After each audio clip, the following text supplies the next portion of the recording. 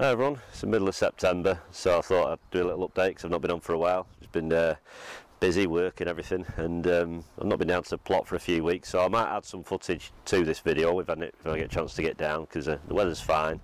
How long it's going to stay this way I don't know, because this storm's supposed to be coming. I've had rain for days, so I've been out and cut the grass today, so I thought, you know, I'll string my onions up because it's a job that needs doing. I've already done my garlic. Do my onions exactly the same way. I did a video a few years ago on how I string my onions, so I thought I'll do another one just so you can see it again, save you looking through all the old stuff. So this is garlic, this is solent white that's dried out, so you need to make sure things are, you know, pretty dry before you do it. These are the stir-on onion sets that I've strung, so I've still got my Santero to do. There's a few stir-on left, not enough to put on a string. I'll use them first, so I'll try and zoom in a bit better so you can see how to do it. So just go and hang these up out of the way. Right, I hope you can kind of make out what I'm going to be doing. I'll try and explain it as best I can. So you're going to need some twine or string. You don't want anything too thick really. This is 3-ply, but it's not the best 3-ply I've ever bought, to be honest. Just jute twine. So you want a piece, a good couple of foot, because you're going to make a loop out of that, like so. So I'll get some scissors, cut that off.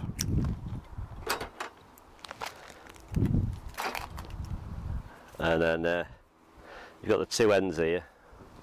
You're just going to do a simple loop it round, send that through there, and just tie a loop like so.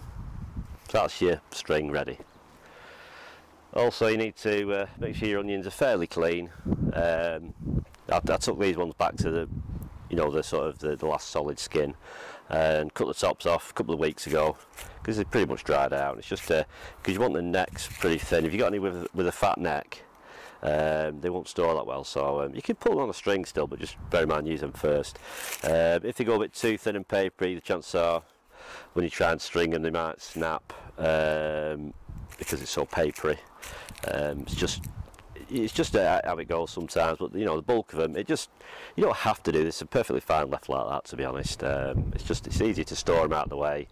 I tend to put them indoors because they're kind of like a room temperature. Otherwise, if you get them a little bit cold or damp, you might be forced to sprout. It's a telltale sign when you start seeing root growth that it's going to want to try and grow again and put some seed out. So I'll show you this first onion close up. So you need to make sure, like I say, it's fairly, you know, flattened down at the top.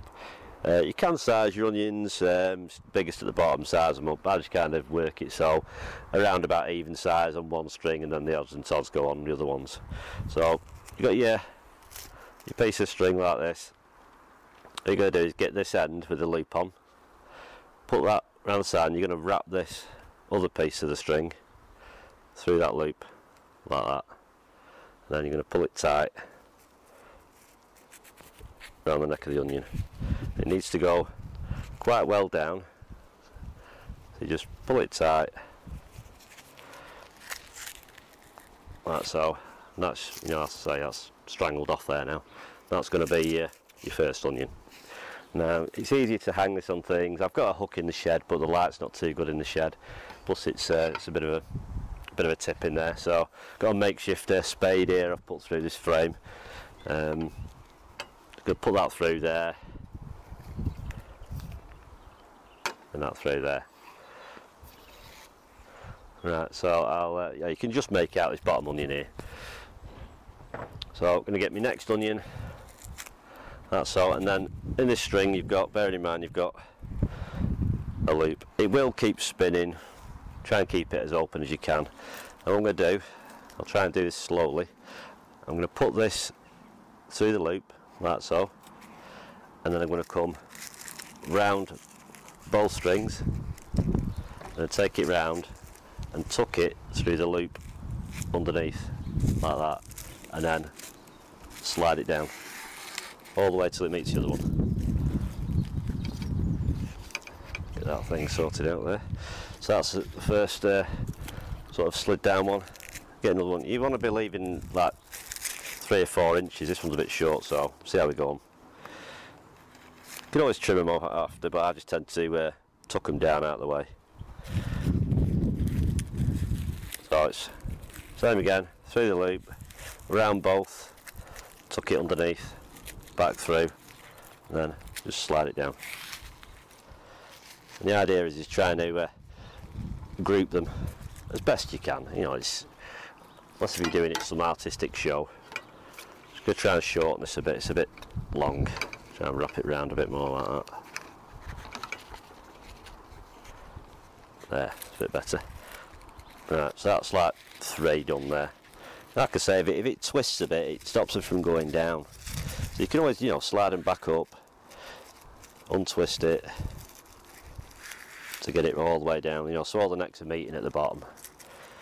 So you've got like 3 there. That's going to be your base. Obviously, the next ones are going to try and slot in between.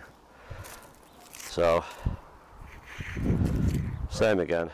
Try and get it untwisted a bit. Take it through the loop, over the top, and then round underneath, through there, and then slide it down. And you just keep repeating that process. It's up to you how many you want to put on your string. Bearing in mind, it can get pretty heavy. So if you've got any hooks on the wall in the kitchen or anything like that, just make sure they're well secured, because you don't want them falling down, ideally, because it might bruise them a bit and damage them. If you get any that look a bit suspect, use them first.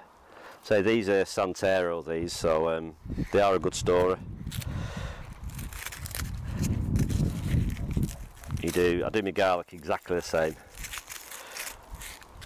You know, garlic can be a little bit trickier because the necks can be a little bit tougher. These are soft neck garlic, by the way, that I did these. They're not hard neck. I've never actually strung hard neck. I don't grow hard neck garlic anymore. When I used to just trim the bulbs off and just keep them like that, which is perfectly fine. You know, there's umpteen ways. You can leave them in a tray, put them in a stocking or something like that, anything really.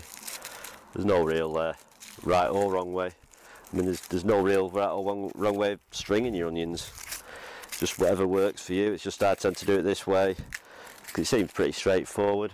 There's people that do this, you know, umpteen, 3 string methods where they rope them round each other. It's just easier for me to do it this way. I mean, it doesn't take long. It's not something you can practice year round. So I mean, I used to grow hundreds of onions. So by the time I'd got around to doing the last lot, I was doing them pretty quick.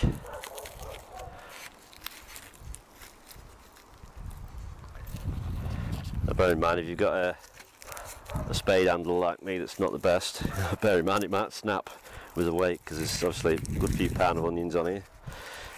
I mean, I don't bother stringing the the big Kelsey onions. There's no point, the string of weight. It's on with 15 of them on it. I tend to say like 10 to 15 onions is enough on a string. So I'll make this the last one. I think I've got this will be number 11 on this string. I do tend to try and lock them off at the top. You don't have to. I'll put one more on there because there's a bit of an odd gap. So, like I say, through the loop, round over the top of the onion, and then a little space underneath now, and you go around, tuck that through under there, and then slide that down. Like I say, all the necks that are poking out, you can tuck them into the middle, they'll be perfectly fine. And then, like I say, all I do to finish it off, don't know the name of the knot, it's a fishing knot actually. I tend to just, I'll do like a normal loop like that, and then I hold it up to this other one, and I tend to go round and through the loop like that.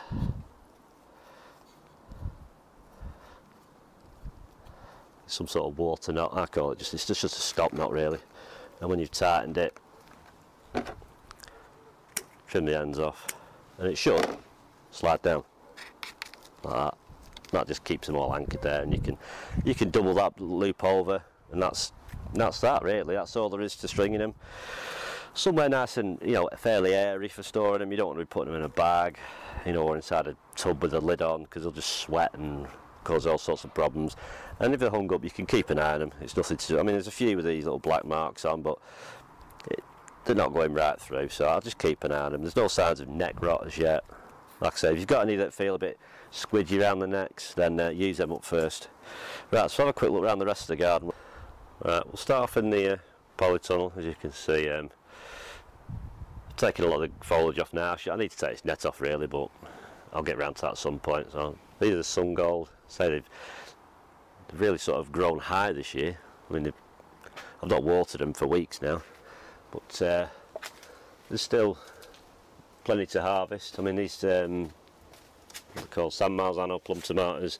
We had some high winds the other night and a few dropped off, you know, but I've picked them up and they'll just ripen off all right. I tend to just make sauces with most of these tomatoes now. I'll just eat a few cherries, and as they go over ripe, any that I've picked, I'll put them in a bag, freeze them, and then when I've got a load, I'll make a sauce out of them. But you know, there's plenty. There's obviously dying off some of them there. Got some like stem rot, you know, like this here. It's like, you know, it's powdery stem rot. It's just part of the process, you know. I get it most years in here, to be honest, but as I say, there's enough energy in the plant to sort of just finish to ripen these off, you know, because I need them out of here in the next few weeks really. So have a look down here so you can see what's going on. Got some lettuce in some gutters I'm trying out, because I did have some peas that I put in the gutters, but out of 3 lengths of gutter I had 4 peas that germinated, so I sacked that idea off. Usual tray of little lettuce and a bit of grass. You always get grass growing everywhere.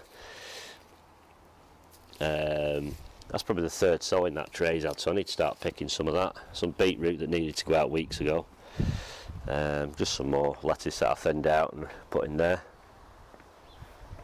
These are some potatoes, but they've been waterlogged, so I've lifted them up to try and drain them, but I don't think they're going to come to much. There should have been a lot more through at the moment. So there's all the rest of the onions that need sorting. So it needs a bit of a weed up here. Got some spring onions. They seem to be doing okay. Bit of rust on my leeks now, but you know, they're okay. Nothing much going on in here apart from some lettuce at the back end. I need some more lettuce to put here, but I've sown seeds, but a lot of them just slugs have just had. Just been a nightmare for slugs. Still some cabbage down there. Courgettes have got mildew, but they're probably still poking the odd one out. Yeah, there's a little flower down there with a little courgette. I don't know where you can see that. There's one down there. Sunflowers finished now. When I last went to the plot, I've got one sunflower. It reached the top of the supports. Cucumbers, they're coming to the end now. They're suffering. I'm just going to leave these to finish. I might try and keep this one going, because try and get a few late ones on it. You know, mildew came in and got them. Lack of watering in the hot spell. But I've had absolutely loads off it this year, cucumbers. So I don't need as many cucumber plants next year, that's for sure. So I think 2 might be enough. No, I'll probably do 4 again, knowing me. These are parsnips. I've had a feel around. Yeah, there's a good neck on them. They don't need to come out till frost come. Took the tops off King Eddies because they just got ridiculously tall and blight had got them. So took these off about 2 weeks ago. You know, and I just need it to dry out a little bit and before I harvest these. But you know, when you start scraping back, you know, there's a potato there. You know, the idea I should cover them up really, but they'll be fine. Because I'll just harvest these in one whole lot. So I'll probably do one big reveal of the whole. I think there's 12 pots here, and just see. Because obviously it's second-hand compost. You know, that I used for my potatoes last year. So God knows what's in it. You just keep scraping back. You know, you can see a potato at the top there, and you think, well, there's some at the top round the neck. Then you never know. I mean, there could be about 5 potatoes in there, and that's your lot. But I'm kind of hoping if I can get £8 to £10 per pot, I'll be happy enough with that. Yep, dandelions they are. which I've purposely pulled some dandelion weeds up out of the garden and planted them, because they're fairly hardy, so once they get going, it's just something for Kane to nibble at. Sweet candle carrots, I pulled one up yesterday for a friend, so I'll see if I can pull another one up. The one I pulled up yesterday was perfect, so just bear with me. I've got a bit of a fat neck on this one, so God knows how this is going to look. Right, so let's have a look. Oh. Well, I'm happy with that. That's probably, you know, it's nice and straight, no root fly. It's probably a good 10 inches, you know, that chunk anyway, and the root's probably another 8. So it's that's a sweet candle, so I'm happy with them. I don't know how many's in there, probably about 17, 18, something like that. So yeah, they've turned out alright. The other small ones, well, they will be small. I'm not going to pull these because I just know they're pathetic. I'll just leave these until the tops finish, and because I just feel the top and they just feel like well, there's a big split in that one anyway. Big slug down there, just put my finger on, that's disgusting. So, but I had nothing but trouble trying to get them going. So I might move that box. I don't know whether it's because it's by my compost heap, because that gets full of slugs. So that's it's at 40 degrees at the moment. Oh, you can see it has been hot and then it cooled down. So just it's got a big sheet of cardboard under there at the moment as well. So I'll give it a few days and then I'll give it a turn.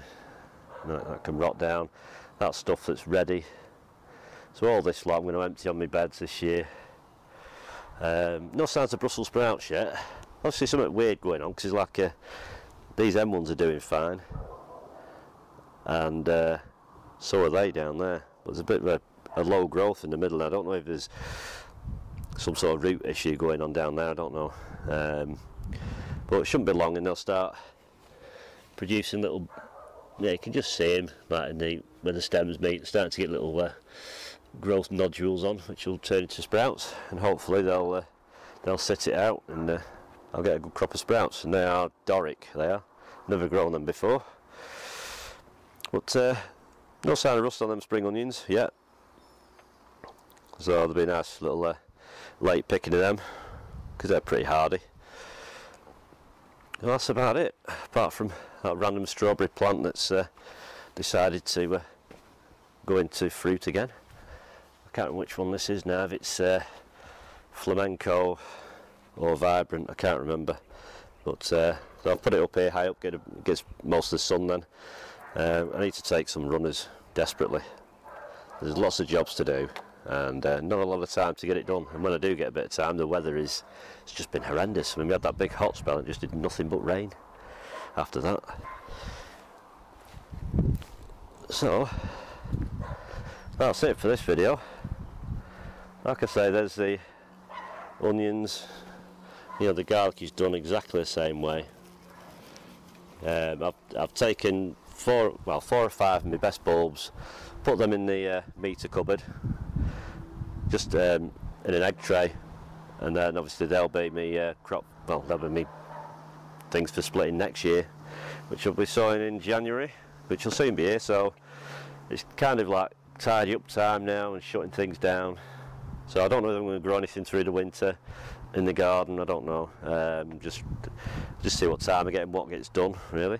So take care. Thanks for watching. I'll see you in the next one, which hopefully will be doing them potatoes there. And there might be some allotment footage on this video, or there'll be one coming up soon. So thanks for watching. Take care, and I'll see you next time. Bye.